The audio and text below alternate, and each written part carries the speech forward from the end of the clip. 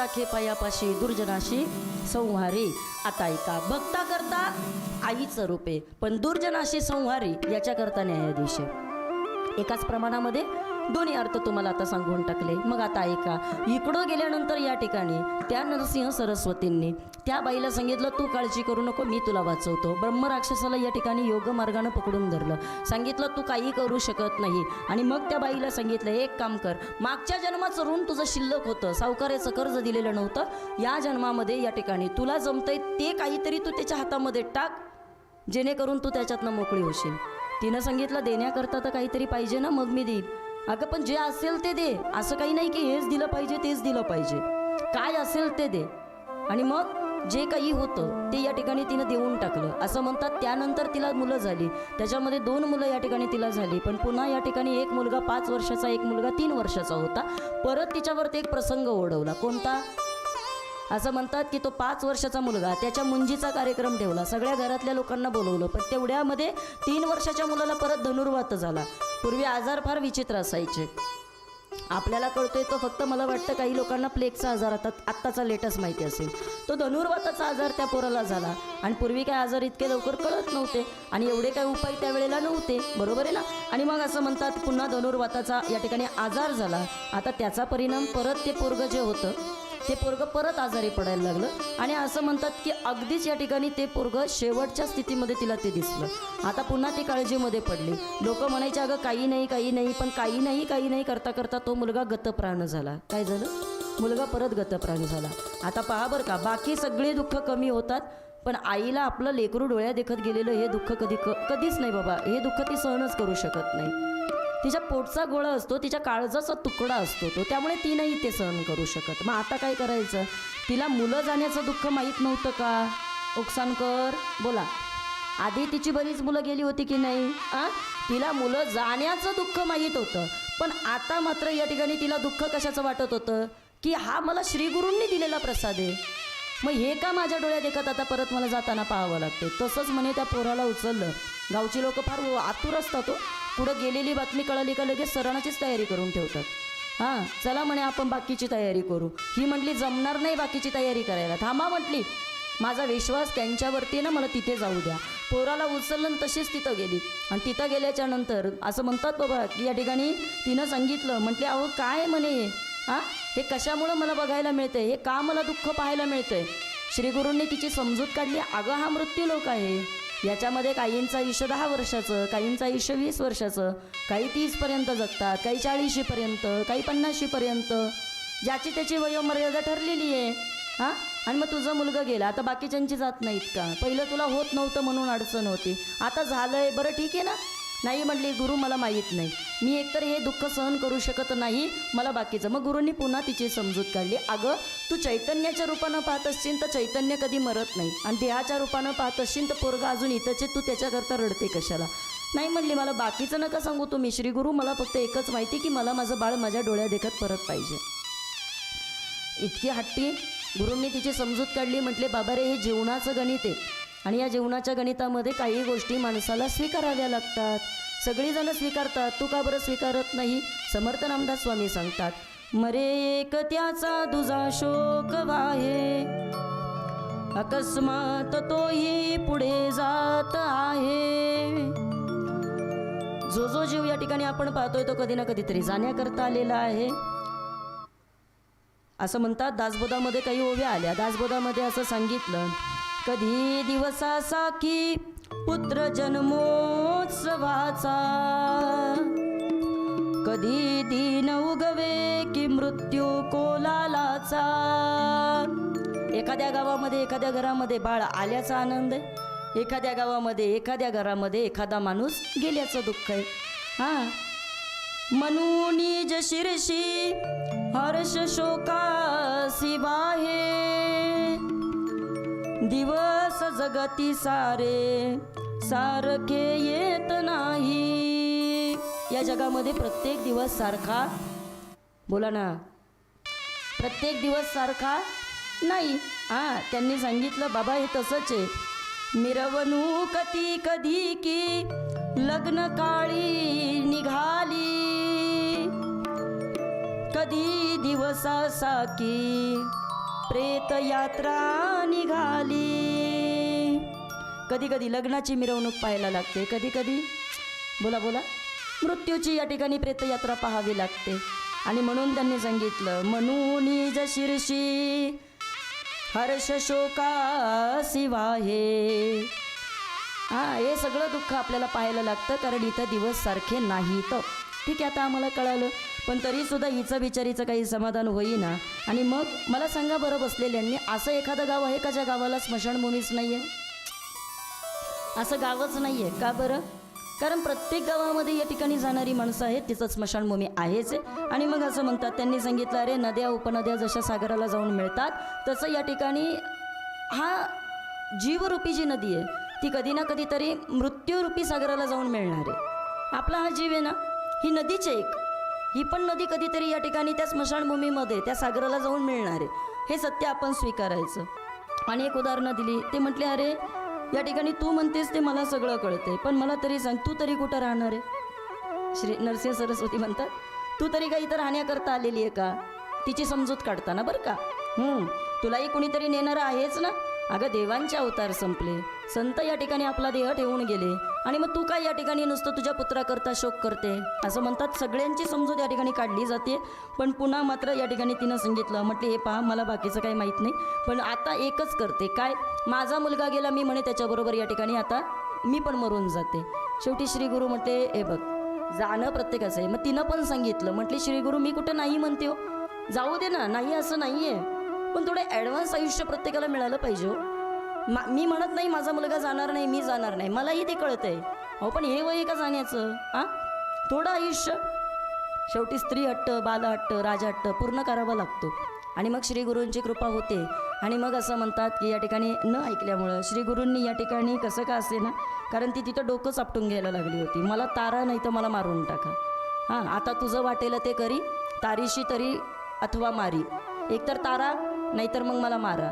आणि मग शेवटी असं म्हणतात गुरूंची कृपा आहे, तिचं ते मेलेलं मुलगं या ठिकाणी श्री गुरूंनी भस्म घेतलं, त्याच्या कपाळाला लावलं, आणि मग या ठिकाणी असा एक चमत्कार घडला की तिचं ते मुलगं जिवंत झालं. आणि मग या ठिकाणी तिनंही गुरूंचे पाय धरले की बरं झालं, हा तुमचा प्रसाद या ठिकाणी मला प्राप्त झाला, आणि म्हणून या ठिकाणी मला अशक्य असणारी गोष्ट होती, पण ती गुरुच्या कृपेनं या ठिकाणी तुम्ही ती शक्य करून दाखवले.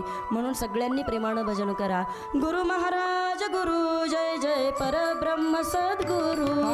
गुरु महाराज गुरु जय जय परब्रह्म सद्गुरु. गुरु महाराज गुरु जय जय परब्रह्म सद्गुरु. गुरु महाराज गुरु जय जय परब्रह्म सद्गुरु. गुरु महाराज गुरु जय जय परब्रह्म सद्गुरु. गुरु महाराज गुरु जय जय परब्रह्म सद्गुरु. गुरु महाराज गुरु जय जय परब्रह्म सद्गुरु. गुरु महाराज गुरु जय जय परब्रह्म सद्गुरु. गुरु महाराज गुरु जय जय परब्रह्म सद्गुरु. गुरु महाराज गुरु जय जय परब्रह्म सद्गुरु. श्री गुरुदेव दत्त अवधूत चिंतन. श्री गुरुदेव दत्त. या अध्यायामध्ये या ठिकाणी आपण पाहिलं की कशा पद्धतीनं या ठिकाणी त्या बाईचं समाधान श्री गुरूंनी केलं.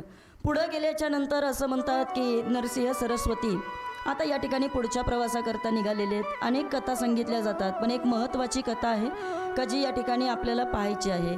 नरसिंहांचा अवतार झालेला आहे तो कशा करता, तर जागोजागी जाऊन या ठिकाणी लोकांच्या मनामध्ये अध्यात्माची प्रेरणा करण्याकरता.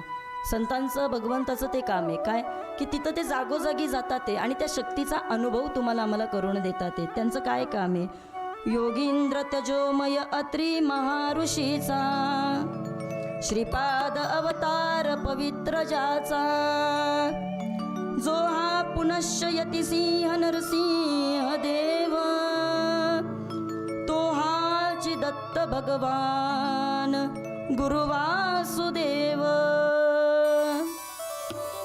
हे साक्षात दत्त आहे नृसिंह सरस्वती. आणि मग असं म्हणतात की पुढचं काम काहीतरी केलं पाहिजे. गाणगापूर येथे भीमा अमरजाचा या ठिकाणी संगम आहे, आणि तिथं या ठिकाणी असं म्हणतात ते नेहमी भिक्षा मागायचे. भिक्षा मागून यांना त्या घरची भिक्षा आली का त्याच्यावरती आपला उदरनिर्वाह ते करायचे. पण एक दिवशी असं म्हणतात उदरनिर्वाहाला जात असताना, आता पहा बरं का, कथा कशा करतायत मी तुम्हाला मगेही सांगितलं की त्या फक्त व्यथा दूर करण्याकरतायत. डॉक्टरकडे गेल्यानंतर डॉक्टर जसं या ठिकाणी तुम्हाला त्या रोगावरती औषध देतो. तुम्ही ऐकताय ना? हां, ऐकताय तुम्ही? मला सांगा, जरी आपलं डोकं दुखत असलं, पोट दुखत असलं, तरीसुद्धा डॉक्टर गोळी देतो आपल्याला. गोळी घेऊन आपण काय करतो? डोकं दुखल्यावर डोक्याला लावतो, पोट दुखल्यावर पोटाला लावतो. तरी तुम्ही होच म्हणताय. हां, काय करतो आपण? बोला बोला. गोळी कोणतीही देऊ दे, ती कशी करतो आपण? बरोबर की नाही? मग गोळी, आजार कोणताही असू दे, पण गोळी आपल्याला तोंडातूनच या ठिकाणी तिला आतमध्ये टाकावं लागतं. आणि मग ती त्या आजारावरती जाऊन या ठिकाणी जसं तिचं काम करते ना, तसं आहे. हां, कथा कुठली पण असू दे, पण ती इथंच गेली पाहिजे आणि इथून ती आतमध्ये मनामध्ये गेली पाहिजे. त्या गोळीसारखा तिचा प्रभाव झाला पाहिजे. एखादी तरी, हे रेडीमेड कपड्याचं दुकान आहे, एखादा तरी कपडा इथे एखाद्याला फिट बसून जातो. हां, म्हणून कथा ऐकायच्या. या कथा श्रवण करत असताना हे नरसिंह सरस्वती गाणगापुरामध्ये ज्या वेळेला भिक्षा मागायचे, यांना त्या घरी जायचं. साधूचं ते लक्षण आहे, संन्यासी माणसाला भिक्षा मागावी लागते. मी सांगितलं तुम्हाला, मागण्या भिक्षा, कारण प्रभूचरणी लागण्या लक्षा. प्रभूचरणावरती लक्ष लागलं पाहिजे. म्हणून आपण काकड्यामध्ये काय म्हणतो? लक्ष लावून राहा गोविंद गा, राम राम स्मराधी म्हणतो ना आपण. काय करतो?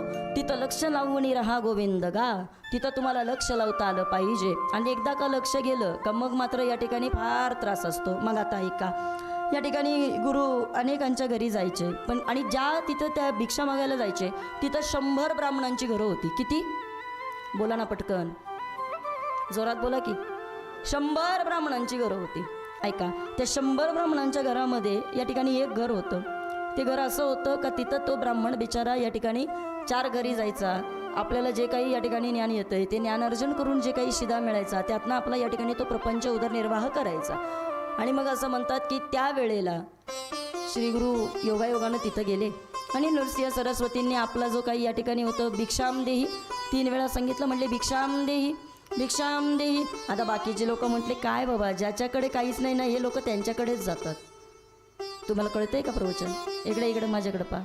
देव ज्याच्याकडे काहीच नसतं ना हे सगळे त्यांच्याकडेच जात असतात. ज्याच्याकडे खूप काही आहे ना देव त्याच्याकडे जात नाही. हे मी पुढे तुम्हाला सांगणार आहे, पण आता ऐका. असं म्हणतात, त्या बाईला सांगितलं, म्हटले अगं मी तुझ्याकडे आलोय, एक काम कर. काय कर? या ठिकाणी माझी इच्छा आहे काय की मला या ठिकाणी काहीतरी तुझ्याकडनं मिळालं पाहिजे. आता काय द्यायचं बाबा? गुरु तिथं गेले, त्यांनी सांगितलं, पण ती म्हणली थांबा जरा, माझे पती आता येतील. ते आले का मग आपण या ठिकाणी काहीतरी मी तुमच्याकरता करते, तोपर्यंत तुम्ही इथं बसून राहा, कारण घरातच काही नाही. देणार कुणाला? आपल्याकडे म्हणतात ना, आड्यातच नाही तर पोऱ्यात कुठून येणार. आपल्याकडे म्हणतात की नाही? हां, घरात नाही म्हणली मी तुम्हाला कुठून देणार. थांबा म्हटली, ते आले का काहीतरी आणतील, त्यांनी आणलं का काहीतरी तुम्हाला करून देते.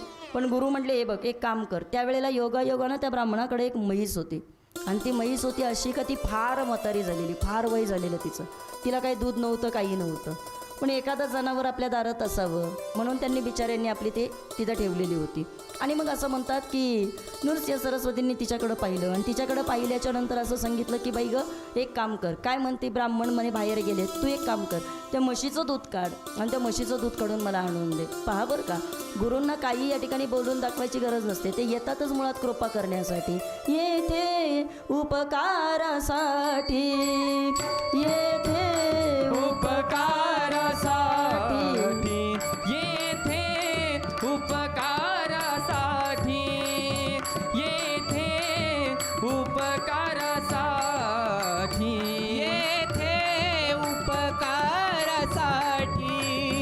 येथे उपकारासाठी, येथे उपकारासाठी, येथे उपकारासाठी. आले घरच्या वैकुंठी, आले घरच्या वैकुंठी, येथे उपकारासाठी, येथे उपकारासाठी, येथे उपकारासाठी, येथे उपकारासाठी, येथे उपकारासाठी, येथे उपकारासाठी, येथे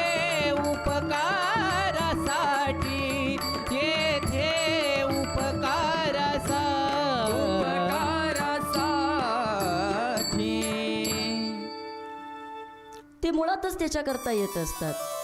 मी एक वाक्य असं ऐकलं होतं की गुरु को हम सब मानते हैं, गुरु को हम सब मानते हैं, लेकिन हम गुरु की बात नहीं मानते हैं. गुरु सगळ्यांना चालतात, पण गुरुची बोलणी चालत नाही आहे. झोपले का? नाही ना? हां, गुरु सगळ्यांना चालतात. गुरु को हम सब मानते हैं. आपण मानतो गुरुला, पण गुरुचं नाही आपण मानत. ते काय सांगतात त्याच्याशी काही आपल्याला नसतं. मग आता ऐका, तिनं विचार केला तर माझी म्हैस मला माहिती आहे कशी आहे. हां, यांना काय माहिती आहे बरं ही काय म्हैस आहे काय नाही ते? आता यांना माहीत नव्हतं का? बोला ना, यांना माहीत नव्हतं का? हां, न सांगता कळे अंतरीचे गुज. त्यांना काय सांगायची गरज आहे? जो समुद्र पैलाडी देखीजे, समुद्राच्या पलीकडे पाहण्याची ज्याची बुद्धी, मुंगी के पग में घुंगरू बांधे वो भी अल्लाह सुनता है. मुंगीच्या पायातल्या घुंगराचा आवाज ज्याला येतो अशी शक्ती म्हणजे परमात्मा. आणि त्याला सांगायची गरज आहे का? तर हे का तिला दूध नाही आहे म्हणून? पण तरीसुद्धा पहा, कधी कधी आपण आपल्या मनाचं करत राहतो. हां, आपल्याला कधी कधी असं वाटतं गुरु काही सांगतात, ते आलेत म्हणे भिक्षा मागायला आणि त्यांना काही माहीतच नाही. पण त्यांची ताकद पण कळली पाहिजे. ते काय सामान्य आहे का? नाही. कनकदास नावाचे उत्तर प्रदेशामध्ये एक असे साधू होऊन गेले. ऐका, असं म्हणतात ते कृष्णासमोर नेहमी भजन करायचे. श्रीकृष्ण गोविंद हरे मुरारी, हे नाथ नारायण वासुदेव. श्री कृष्ण गोविंद हरे मुरारी, हे नाथ नारायण वासुदेव. हे नाथ नारायण वासुदेव, हे नाथ नारायण वासुदेव.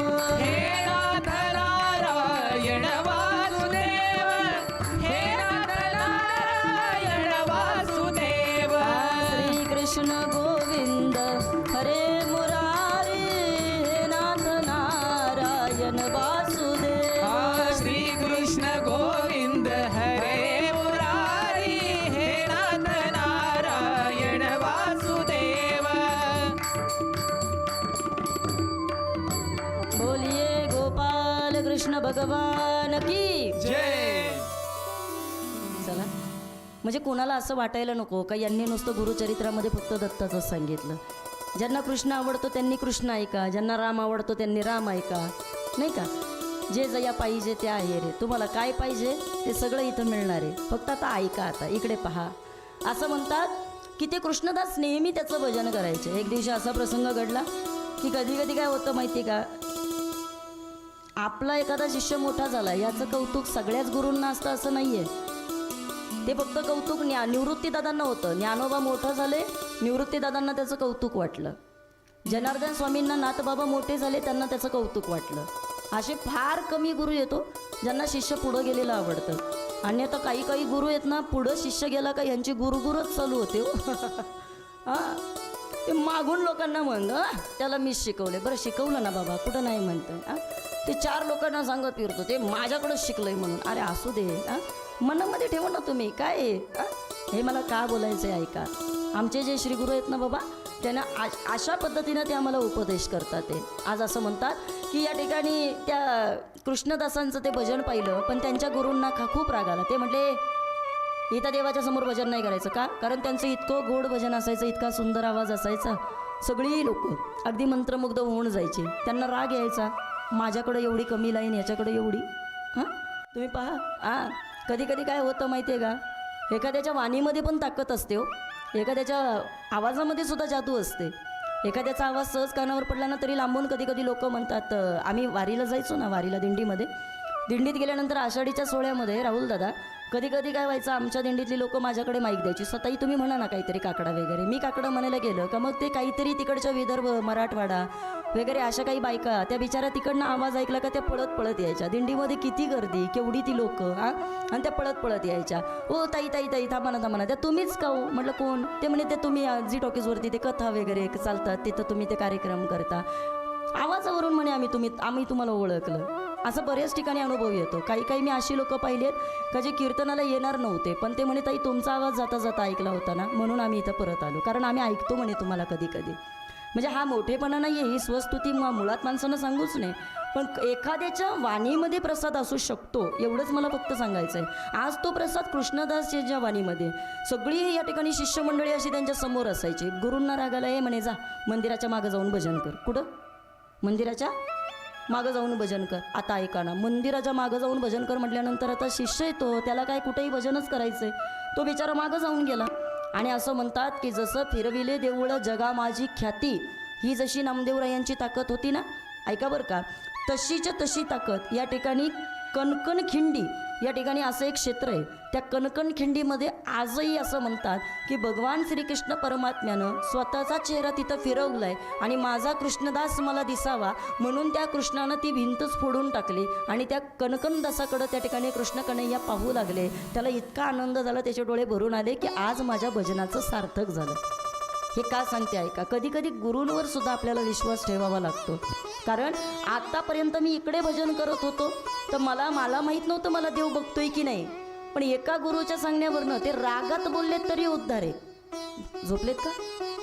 नाही ना, ते रागात बोललेत की जा मागं जाऊन भजन कर. अरे पण तरी सुद्धा इतका फायदा. त्याला त्या दिवशी कळालं की कृष्ण माझं भजन ऐकतोय, कृष्ण माझ्याकडे पाहतो आणि मला पाहण्याकरता त्यानं ती भिंत फोडली. अजून ते तसंच ठेवलंय तिकडच्या लोकांनी. जा अजून कोणाला पाहायचं असेल ना, त्या कणकणखिंडीच्या तिथं जाऊन तुम्ही ते बघा.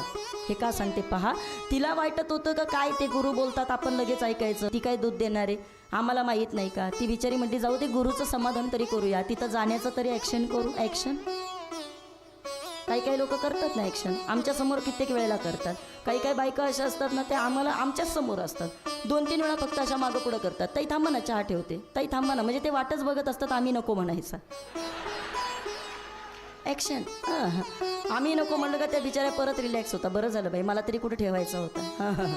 असं फक्त बोलायला तेवढ्या पुरतं. थांबा ना ताई, थांबा ना ताई, काही नसतं, थांबायचं नसतं. पण आता ऐका, ती म्हणली जाऊ दे ना, आपण तिथं जाऊन तर आपण दाखवू त्यांना की आपण कमीत कमी बाबा करतोय म्हणजे प्रयत्न. गेली ना बाबा तिथं, आणि तिथं गेल्याच्या नंतर काय असते श्री गुरूंची कृपा तुम्ही पहा. तिनं कानामध्ये असं त्या म्हशीला सांगितलं, म्हणले बघ तुलाही माहिती आहे तुला दूध नाही आहे, आणि म्हटली मला पण माहिती आहे, पण म्हटले आता गुरूंनी सांगितलंय म्हणून आपलं ऐकायचं. तू तुझं काम कर, मी माझे ॲक्शन करते, काही काळजी करू नका. पण असं म्हणतात तिचं इतकं पुण्य या ठिकाणी भरलेलं होतं आणि त्याचा परिणाम या ठिकाणी त्या म्हशीला सुद्धा तिथनं या ठिकाणी असं दूध आलं की तो चमत्कार खऱ्या अर्थानं ती पाहू लागली. बोला अवधूत चिंतन श्री गुरुदेव दत्त. असं आहे ते. गुरुची कृपा झाल्यानंतर काय होऊ शकत नाही, या ठिकाणी सगळं काही होऊ शकतं. आणि म्हणून ही अशी सोय एखादी आपल्याला सापडली पाहिजे. तुकोबाराया सांगतात, सद्गुरु वाचो नी सापडे ना सोय, सद्गुरु वाचो नी सापडे ना सोय, सद्गुरु वाचो नी सापडे ना सोय, सद्गुरु वाचो नी सापडे ना सोय. धरावे ते पाय आधी आधी, धरावे ते पाय आधी आधी, आपणा सारिके करती तात्काळ, आपणा सारिके करती तात्काळ. धरावे ते पाय आधी आधी, धरावे ते पाय आधी आधी, आपणा सारिके करती तात्काळ, आपणा सारिके करती तात्काळ. काळ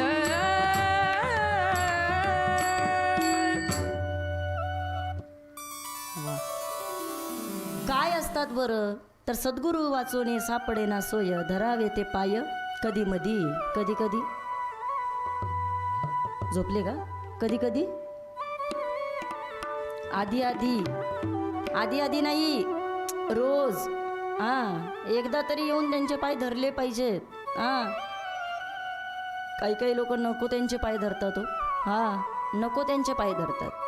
पण चला, असं म्हणतात या ठिकाणी आपण त्यांचे पाय धरले पाहिजेत. आणि मग असे काही चमत्कार आहेत. आणि आपल्याकडे एक पद्धत आहे चमत्काराला, बोला ना, चमत्काराला नमस्कार, बरोबर आहे ना. यहाँ पे जो दिखता है वही बिकता है. तुमचा चमत्कार असेल तर लोक तुम्हाला मानतात, हां, आणि तुम्ही चमत्कार करत राहा, लोक तुम्हाला नमस्कार करतात.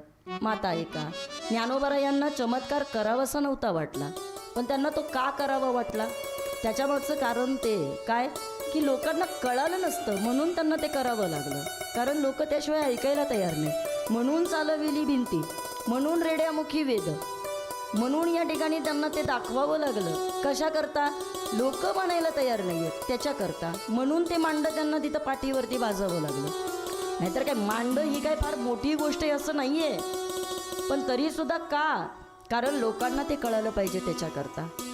नाथबाबांना भेटायला कधी गेलात ना, तिकडची लोक पहिल्यांदा आपल्याला तिथला कुत्सरवाटा दाखवतात. कुत्सरवाटा माहिती नाही? माहिती, बोला ना कुकसानकर, कुत्सरवाटा माहिती का नाही?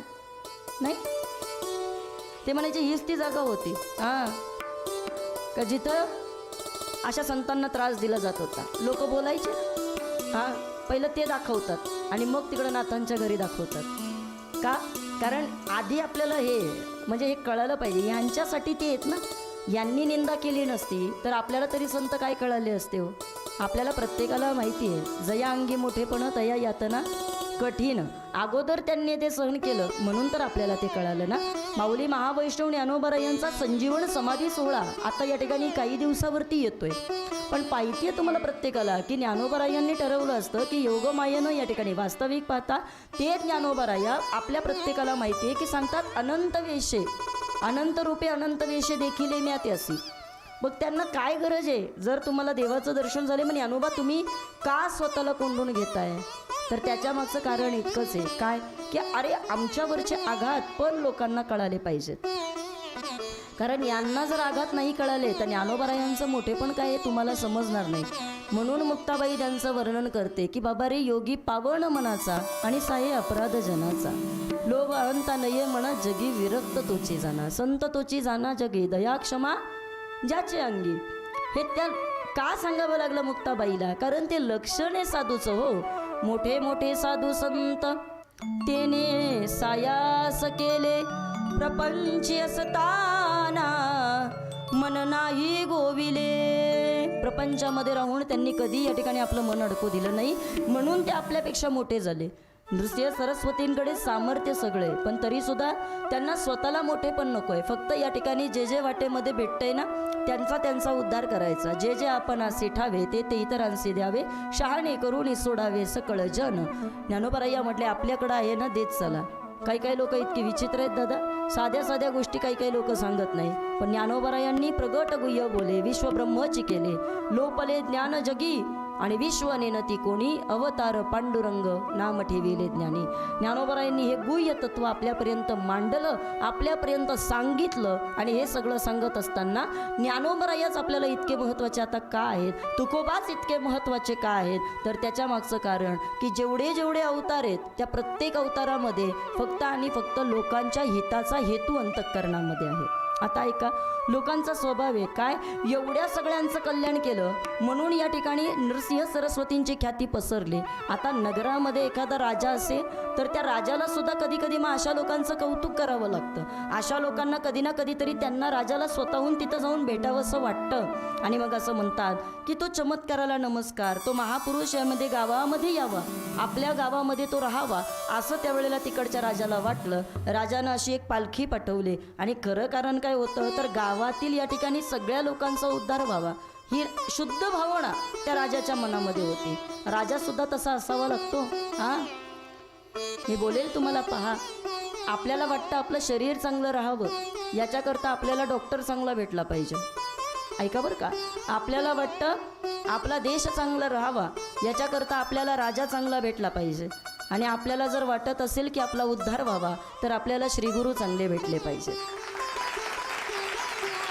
3 गोष्टी आहेत लक्षात ठेवा. डॉक्टर चुकला, शरीराचं वाटोळे. 2 प्रकारचे डॉक्टर आहेत मार्केटमध्ये. एक डॉक्टर असतात बघा, ते आल्या आल्या आपल्याला किती दुखत असू दे ते काय म्हणतात, अहो या तुम्हाला काहीच नाही झालं, बिंदास या हो तुम्ही. तो आपल्या घरातला डॉक्टर असतो तो. हां, काही नाही टेन्शन नाही म्हणे. त्याची फी कमी असते, पण तो काय म्हणतो, काही नका काळजी करू, या म्हणे. हां, नाताशेठ या म्हणे, तुम्हाला काय करायचं, तुम्हाला काही नाही झालं, मी बघतो काय येते. हे कोण? आपले डॉक्टर. आणि काही डॉक्टर असे असतात का ते तिकडं गेल्यानंतरच सांगतात, ही टेस्ट करा, ती टेस्ट करा. टेस्टच्या आधीच विचारा जातो हो तो. त्याला टेन्शनच येतं, एवढं सांगितलं म्हणजे मला काहीतरी झालंय का काय, ते घाबरून जातं. खरं आहे का खोटे आजी?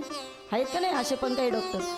म्हणून जुनी माणसं बघा पटकन डॉक्टरकडे जात नव्हती, त्या घाबरायची. ते म्हणायचे नको बाबा मला काही एवढं काही झालं नाही, हां असं म्हणायचे. ते का म्हणायचे? त्यांना माहिती आहे हे 2 प्रकारचे डॉक्टर आहे. आपल्याला कुठला भेटेल हे आपण सांगू शकत नाही हो. कधी कधी सामान्य दिसणारा एखादा व्यक्ती सहज काहीतरी आपल्याला बोलून जातो आणि आपल्यावरती कृपा करतो. आणि कधी कधी एखादा फार दिसणारा चांगला असतो, पण तो नुसता लुबाडण्याच्यासाठीच फक्त आपल्याला जवळ करत असतो. त्याला काहीच नसतं पाहिजे, त्याला फक्त स्वतःचा स्वार्थ माहीत असतो. हां, आणि म्हणून आमच्याकडं कधी कधी म्हणतात बाबा, हां जे लई मोठं असतं ना दिसायला, हां जितकं मोठं तितकं बाई बरं चित्र की तुम्हाला असं म्हणतात का. त्या नगरामधनं ज्या वेळेला या ठिकाणी प्रदक्षिणा होती, त्या प्रदक्षिणा झाल्याच्या नंतर सगळी लोक या ठिकाणी आपल्या गुरूंचं दर्शन घेतात. ते आपल्या गुरूंना या ठिकाणी ते सगळेजण पाहतात. ते आणि आपल्या गुरूंना, श्री गुरूंना पाहत असताना सर्वांना त्याचा आनंद होतोय. कारण ज्यांना या ठिकाणी ते गुरुसुद्धा या ठिकाणी पाहणं याच्याकरता सुद्धा एक आपल्या स्वतःचं भाग्य लागतं. आणि त्या गुरूंचं दर्शन होत असताना आपणही खऱ्या अर्थानं मला वाटतं की त्यांचं या ठिकाणी भजन केलं पाहिजे. श्री गुरु दत्ता जय भगवंता, श्री गुरु दत्ता जय भगवंता, श्री गुरु दत्ता जय भगवंता, श्री गुरु दत्ता जय भगवंता. हे मन निष्ठुर लपवी आता, हे मन निष्ठुर लपवी आता, श्री गुरु दत्ता जय भगवंता, श्री गुरु दत्ता जय भगवंता, श्री गुरु दत्ता जय भगवंता, श्री गुरु दत्ता जय भगवंता. श्री गुरुनाथा तव शरणं, श्री गुरुनाथा तव शरणं, श्री गुरुनाथा तव शरणं, हा श्री गुरुनाथा तव शरणं, सद्गुरुनाथा तव शरणं, सद्गुरुनाथा तव शरणं, सद्गुरुनाथा तव शरणं, सद्गुरुनाथा तव शरणं.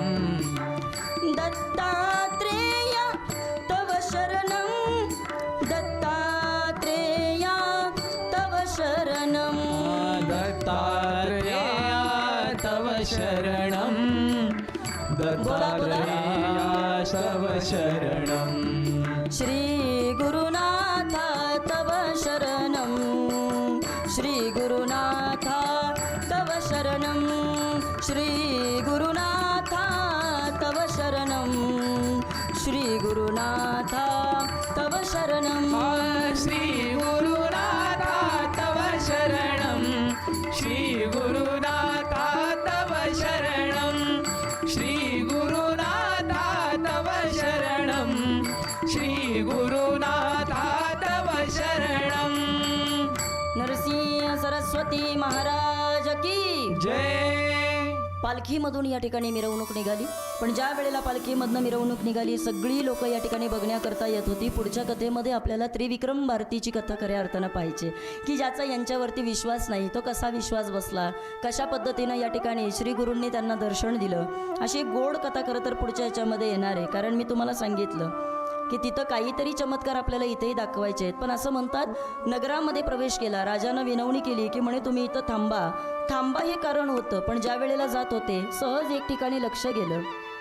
आणि असं लक्ष गेल्याच्या नंतर असं म्हणतात त्यांनी एक ठिकाणी असं ठिकाण पाहिलं का जिथं एक ब्रह्मराक्षस तिथं या ठिकाणी पिशाच्य योनीमध्ये पडलेला होता, तो तिथंच या ठिकाणी फिरत होता. मला वाचवा, मला सोडवा असं या ठिकाणी तो म्हणत होता. नरसिंह सरस्वतींनी सांगितलं आपल्याला इथंच राहावं लागणार आहे आणि इथं येऊन आपल्याला तो उद्धार करावा लागणार आहे. आणि म्हणून या ठिकाणी सांगितलं, म्हटले राजा इथं मठ बांधायचं, इथं राहायचं म्हटले मला. आणि मग तिथं मठ बांधायचं या ठिकाणी प्रयोजन झालं. म्हटले मी इथं वास करणार आहे. त्याचा उद्धार केला आणि उद्धार केल्याच्या नंतर मात्र नृसिंह सरस्वती त्याच ठिकाणी तिथं राहू लागलेले आहेत. पण आता तिथं राहत असताना सुद्धा मी सांगितलं, संतांचं कसं असतं, स्वतःच्या मनानं काही प्रयोजनं असतात त्यांच्या मनानं ते वागत असतात. आणि म्हणून असं म्हणतात की कधी कधी काय होतं, काही लोक या ठिकाणी त्यांचा मत्सरसुद्धा करतात. कधी कधी काही लोक या ठिकाणी त्या संतांना नावंही ठेवतात. तुम्ही पहा. आणि असाच एखादा भक्त असतो का जो कधी कधी, बरं, जी लोक जास्त नावं ठेवतात त्यांना प्रचिती आल्यानंतर तेच जास्त जवळ जातात. तोही थोडा इतिहास लक्षात आणण्यासारखा आहे. तुकोबरायांना सगळ्यात जास्त या ठिकाणी त्रास दिला असं म्हणतात लोक, म्हणतात बरं का रामेश्वर भट्टांनी, मी नाही म्हणत. का? कारण त्याच रामेश्वर भट्टांनी शेवटी सांगितलं, तुका विष्णू नाही तुझ्या. त्रास दिला हे तुम्ही पाहताय, पण किती मोठं वर्णन केलंय हे आम्ही पाहतोय. हां, ज्ञानोबा यांच्या बाबतीमध्ये माहिती आहे, विसोबा खेचरांनी पाठीचा तवा करायला लावला, बरोबर आहे. पण ज्या वेळेला तवा करायला लावला त्यावेळेला मुक्ताईने एक शब्द वापरला. कारण जसं ते पाहिलं ना, अशी खिडकीतनंच उडी मारून आले हो ज्ञानोबांच्या पायापाशी. मुक्ताईच्या तोंडून सहज शब्द गेला, कोण खेचरासारखं आलं हे पटकन, खेचर बेडकासारखं कोण आलं म्हणे पटकन. त्यांचं नाव तसं विसोबा, पण खेचरासारखी उडी मारली म्हणून ते विसोबा खेचर. कारण कृपेची वेळ आली का ते असं होत असतं. आणि म्हणून या ठिकाणी अशी कृपेची वेळ खऱ्या अर्थानं येणार आहे. 1400 वर्ष या ठिकाणी चांगदेव महाराज, पण तरीसुद्धा ज्ञानोबा म्हणतात आता मला यांच्याशी बोलायची इच्छा नाही, मुक्ताई तूच बघ बाबा म्हणे यांना. आणि म्हणून सांगदेव म्हणे आजी जन्म आलो, गुरुपुत्र झालो मुक्ताईचा. असा अनेकांचा उद्धार या ठिकाणी खऱ्या अर्थानं गुरूंच्या माध्यमातून होत असतो. पण ही कथा पाहत असताना आपण या ठिकाणी आजच्या या कथेमध्ये पाहिलं की कशा पद्धतीनं गुरुची कृपा झाल्यानंतर काय काय खऱ्या अर्थानं होत असतं. मृत व्यक्तीला सुद्धा जिवंत करण्याचं सामर्थ्य खऱ्या अर्थानं त्या श्री गुरुमध्ये आहे. कारण एखाद्या बालकाला तो जर जिवंत करू शकतात तर नक्कीच मला वाटतं की त्यांच्या मनामधनं किंवा त्यांचा तो आशीर्वाद घेण्यापेक्षा कमीत कमी मला काय म्हणायचं आहे, जिवंत नको पण कमीत कमी जन्ममरणाची एरझार संपवण्याचा तरी प्रयत्न या कथेच्या माध्यमातून आपण केला पाहिजे. पुढं गेल्यानंतर म्हशीचं दूध निघालं हा आपल्या दृष्टीनं प्राण्यात्मक हा ठिकाणी संवाद आहे. पण मला तरी असं वाटतं की तुम्ही म्हैस म्हणून तिच्याकडं पाहू नका. कधी कधी एखाद्या बुद्धीलाही गंज लागलेला असतो, कधी कधी एखादी बुद्धीसुद्धा वांज झालेली असते आणि मग तिच्यामधून सुद्धा एखादं ज्ञानरूपी दूध, असं एखादं अमृत सद्गुरूच्या कृपेनं बाहेर पडतं. आणि तसं एखादं दूध आपल्याला प्राशन करता यावं, तसं आपल्यामधून सुद्धा या ठिकाणी एखादं, आमचे गुरुजी सहज म्हणायचे की आपण नुसतं प्रमाण देतो रेड्यामुखी वेद बोलविला. अरे पण असे बरेचसे रेडे आजही तिथं गादीवरती बोलतात ते, म्हणजे ते म्हणायचे आपल्याला, हां अरे आपण तरी काय पण आपण तरी का होईना आपल्यासारख्या रेड्यांना सुद्धा म्हणे त्यांनीच बोलवले. आमच्या गुरुजींचं वाक्य आहे बरं का. ते म्हणायचे बाबा आपल्याला सुद्धा बोलविणारा तोच आहे ना. आणि म्हणून ही गुरूंची कृपा आहे. आणि ही कृपा पाहत असताना आपण या ठिकाणी आजच्या भागाकरता मात्र याच ठिकाणी थांबूया. पुन्हा आपल्याला उद्या भेटायचं आहे, पण तत्पूर्वी या ठिकाणी एक गोड भजन करूया. या ठिकाणी विशेषत्वानं काही गोष्टी मला या ठिकाणी खरं तर सांगायच्या आहेत की या आयोजक मंडळींनी हे जे काही सुंदर नियोजन इथं केलेलं आहे, या नियोजनाच्या बाबतीमध्ये या ठिकाणी मी नक्कीच तुम्हाला सांगेल की कसं असतं की बऱ्याच ठिकाणी विषय कोणता असतो यावरती काही काही गोष्टी ठरत असतात. आणि अध्यात्म नावाची अशी एखादी गोष्ट असते का या गोष्टीच्या माध्यमातून खरं तर आपल्याला बरेचसे मार्ग आयुष्यामधले सुटत असतात, सापडत असतात. आता तुम्ही म्हणाल ताई ही कथा चालली, पण मला तरी असं वाटतं ही कथा केवळ आणि केवळ निमित्त आहे. बोलविणारा मात्र या ठिकाणी तोच आहे. गोडप्रमाणे संतांचं ते सांगतात, शिकविता धनी वेगळाची शिकविता धनी, हो वेगळाची शिकविता धनी, वेगळाची शिकविता धनी. साळुंखे मंजुळ बोलत सेवानी शिकविता धनी, वेगळाची शिकविता धनी, वेगळाची. हो साळुंखी मंजुळा बोलत सेवानी शिकविता धनी वेगळाची शिकविता धनी वेगळाची वेगळाची साळुंकी मंजुळ बोलत असे वाणी, पण शिकविता धनी वेगळाचे. हे बोलून घेणारा कुणीतरी आहे हे आपल्याला कळालं पाहिजे. अजून एक सांगू का? इकडे इकडे माझ्याकडे पहा. तुम्ही बसावं इथं कथेमध्ये येऊन, ही सुद्धा खरं तर त्यांची इच्छा होती. ही पण गुरुची कृपा आहे बरं का. तुमच्या मनामध्ये कुठेतरी या ठिकाणी त्या गुरुबरोबर नाळ जोडली आहे म्हणून तुम्ही इथं आलात. नाही तर घरची कामं टाकून यायला कुणाला वेळ येऊ? काही जण आलेली उठून जातात कधी कधी. कोणाला वेळ आहे? पण या ठिकाणी काय चाललंय आम्हाला एक माहिती आहे, काय की बाबा रे तिथं गेलं तर काहीतरी मिळणार आहे. आता बरं इथं आल्याच्या नंतर काय पैसे मिळतात का? उलट कथाकारांना पैसे द्यावे लागतात. आता हे बरं आहे का? काय मिळतं हो इथं येऊन? पण चला, इथं येऊन असं काहीतरी मिळतं का जे आपल्या पिढ्याला पुरणारं असतं. आणि म्हणून तर आपल्याला म्हणत असतात, ज्ञानोबरायांचा सगळ्या ज्ञानेश्वरीच्या अध्यायाच्या शेवटी तुम्ही पहा, ज्ञानोबरायांनी सांगितलं तुम्ही आत्तापर्यंत माझं सगळं श्रवण केलं, एवढ्या ओव्या तुम्ही माझ्या ऐकल्या, इथपर्यंत या ठिकाणी तुम्ही मला ऐकत राहिलात, पण म्हणे काळजी करू नका, तुमचं फुकट काही जाणार नाही, याचं प्रत्येक गोष्टीचं फळ तुम्हाला प्राप्त होणार आहे. पण आता मात्र काय काय फळ आहे आणि कुणाकुणाला कसं कसं फळ मिळणार आहे ते आपल्याला खऱ्या अर्थानं उद्याच्या भागामध्ये पाहायचं आहे. आजच्या भागामध्ये सर्वजण इथेच निरोप घेऊया. पुन्हा एकदा सर्वांची या ठिकाणी ऋण व्यक्त करते, आयोजक मंडळींचे आभार व्यक्त करते. न्यूनते पुरते अधिक ते सरते, करून घ्यावे ते तुमते, विनवीत असे कुंडलिक वरदे हरी विठ्ठल श्री ज्ञानदेव पंढरीनाथ भगवान की जय. माऊली ज्ञानेश्वर महाराज की जय. जगद्गुरु संत तुकाराम महाराज की जय. बोलो रे भाई सब संतन की जय. मानवाच्या अंधकारमय जीवनामध्ये ज्ञानाचा प्रकाश पाडणाऱ्या अशा गुरूंचं जे महत्त्व आहे ते आजही वंदनीय आणि पूजनीय असंच आहे. आणि त्यांचं हे महत्त्व उद्याही तसंच राहणार आहे. म्हणूनच आपणही गुरूंनी दाखवलेल्या या मार्गावर चालून गुरूंना गुरुदक्षिणा देणं हे आपलं काम आहे. याच गुरूंच्या चरणी नतमस्तक होऊयात आणि आजच्या या भागामध्ये इथेच थांबूया. बघत रहा आपल्या सगळ्यांचा आवडता कार्यक्रम गजर कीर्तनाचा सोहळा आनंदाचा, को पावर्ड बाय गोपुरम कुंकू आणि हळदी पावडर. तोपर्यंत जय जय रामकृष्ण हरी.